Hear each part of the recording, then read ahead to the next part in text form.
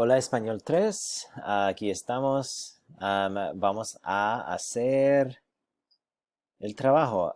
Acabo de notar que puse fechas incorrectas en estas tareas, entonces voy a tener que cambiarlos, pero no te preocupes, va a decir 28 mañana. Ok, la primera cosa que ustedes tienen que hacer es el warm-up y el warm-up va a pedir que hagas un worksheet y esto es el worksheet. Y para hacer este worksheet tienes que saber el condicional perfecto y también el futuro perfecto. Brevemente voy a darles un repaso de eso antes de aprender cosas nuevas por si acaso.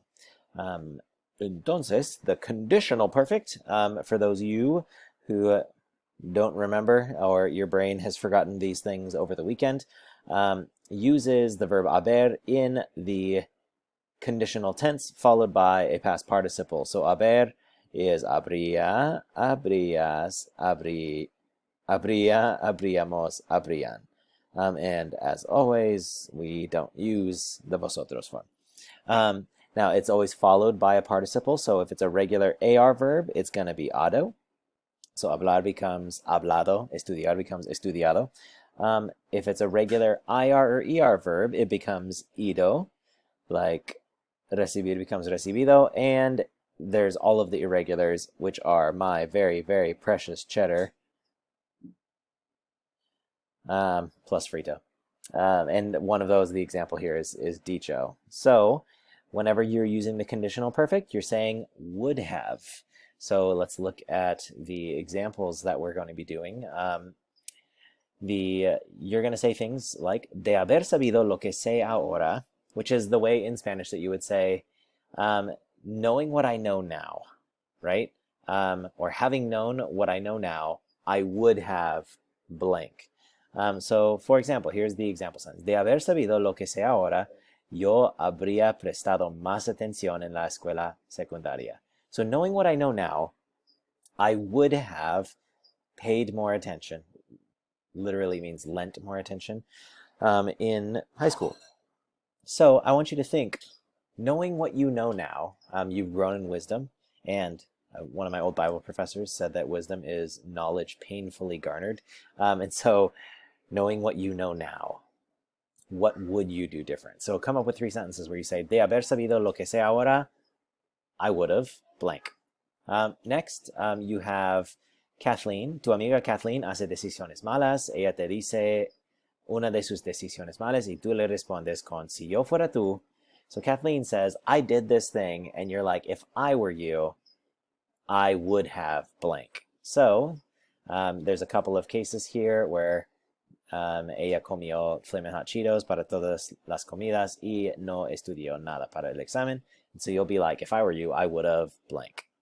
El futuro perfecto, if we go back to our notes, el futuro perfecto does the same thing as the conditional perfect, but haber is in the future tense. Habré, habrás, habrá, habremos, habrán. But again, ado, ido, and irregulars.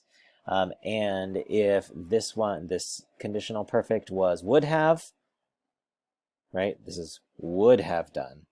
Then the future perfect is will have done. Will have. So the example questions that you have here on this worksheet is antes de casarte. None of you are married. So before you get married, what will you have done? Will you have kissed your spouse already?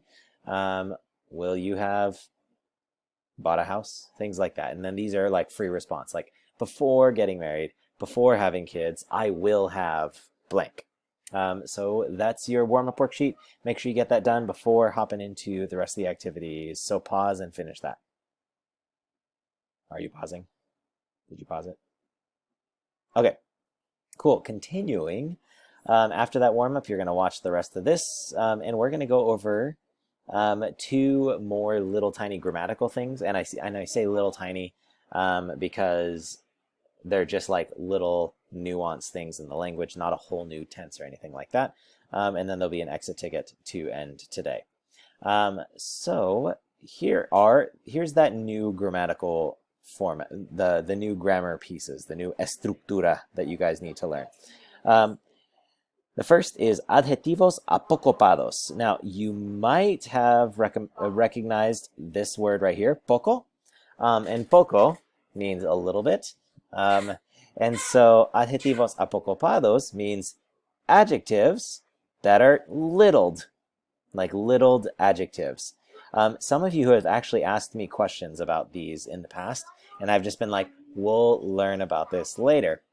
But you may have heard in the Spanish language, sometimes bueno in the right context gets turned into this magic word, buen. Sometimes malo actually comes out as mal. Sometimes primero, you may have heard primer, and tercero is tercer. And then also this word ninguno, I don't know why they didn't mention it because they use it in one of the examples later. Ninguno, which means none, sometimes is ningun. All of these turn into their smaller versions of themselves when they're placed right before a masculine singular noun. This is the only place where these things do that. They get shorter. So Roberto es un buen tipo, like he's a good guy. Roberto es un buen tipo. Now, if you're talking about Roberta, it would stay buena, right? Because there's no, buen doesn't get shortened from buena into buen. Buena stays buena. Or no es un mal tipo. Again, it's masculine singular, masculine singular. El primer piso, masculine singular. El tercer piso, masculine singular. Masculine singular. So if one of these words is used before a masculine singular noun, then they are going to be in their shortened form. Now, there's a couple others that do this. One of them that does this shortening is the word ciento, which is 100. So if you're like talking about 100 this or 100 that, if it's put before a masculine or feminine noun, it's shortened to cien. So if it's just the number ciento, then like that stays what it is. But if it's put before an object like libros, then it's going, or páginas, it's going to be shortened into its shortened form, cien. And the other one is santo, only the masculine one. Santo is shortened to san when it's put before a masculine noun. However, the only exceptions to this is if the noun starts with a do or a to.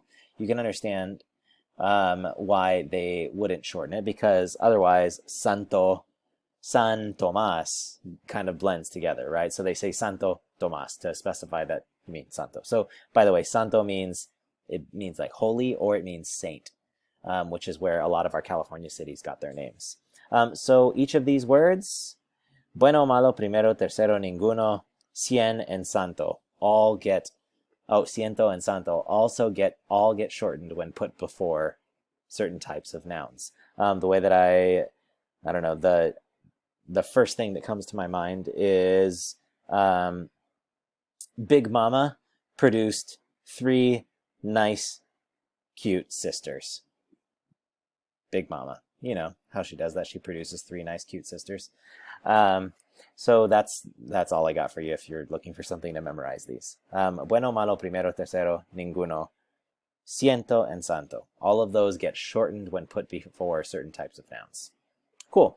The other thing that goes with these, and again, these, like you can see how this isn't a whole new tense. It's not a whole new grammatical thing, but it's like just like a little weird exception thing. The other thing is the word grande can mean big, or it can mean great, depending on where you put it. If you put it after, it means big. If you put it before, it means great. So, if you want to be like, that is a big man, él es un hombre grande. If you want to say, that is a great man, él es un gran hombre. So maybe you've like thought, I don't know if you've heard like Spanish worship songs, but like gran is oftentimes used because we're talking about our great God. But if it's put beforehand, it means great. If it's put afterwards, we're just saying big. And so that's how gran and grande are used. So to practice this, again, the only way that this is going to get stuck in your head is just using it over and over and over again. And so from here on out, as we do practice activities, those things will be incorporated into it. But the direct practice is going to be here, practica a, and I'll tell you what to do with this. Actually, I'll just tell you now. So there's an assignment called bookwork. And that bookwork assignment is you're going to do activity A for this one and activity A for the next one that we're talking about. So for this one, you only have to write out the answers. So you don't have to write this whole sentence, but you do need to use those adjetivos apocopados if necessary, because look at this first one. Novelista is feminine, so is that going to beg being shortened? Nope. But what about the word grande? Yep. So the first one should read, Cervantes es más que un buena novelista, es un gran novelista. You with me? Cool. There you go. Next, the next piece of grammar that we're going to cover is el sufijo isimo. You may have heard this, but whenever you want to say something is like super, totally, very, most, the maximum, you're going to put an isimo on the end. And there's only two quick rules with how to do this to adjectives. If the adjective ends in a noun, or sorry, if the adjective ends in a noun, if the adjective ends in a vowel, you're going to drop that vowel and add isimo or isima. So guapo becomes guapísimo. Guapa becomes guapísima. Simpático becomes simpatiquísimo. Simpática becomes simpatiquísima. If it's, let's see, what's another one? So that ends in a, so like grande would become grandissimo, or grandissima, depending on what it is. If it's, yeah, so there's that. Number two, if the adjective ends in a consonant, add isimo directly to the singular form. If it ends in a vowel, drop the vowel before adding isimo. So, fácil, facilísimo. Difícil, dificilísimo. If it ends with a vowel, bueno, buenísimo, or malo, malísimo, you kind of get the picture. You'll notice, though, that it always has to have this little accent here so that we know that the accent lands on the isimo. Otherwise, it naturally lands here on emo, which we don't want to be emo. We want to be isimo. Cool. So that's how you make something be something to the max. Whatever adjective it is that you're using, that's you add an isimo to the end, dropping a vowel if it ends in a vowel. So that's that. And here is your practice. Your practice for this is someone's going to say, hey, this person is like this, right? Or no. And you're going to be like, sí, they're that to the max. So in the example, we've got, él es muy alto, ¿no? And then you're going to be like, sí, él es altísimo. So you're going to do that for all of these. You don't have to write out the question. You just need to write out this part right here, like your little thing that you're saying. So that's the two parts of the bookwork.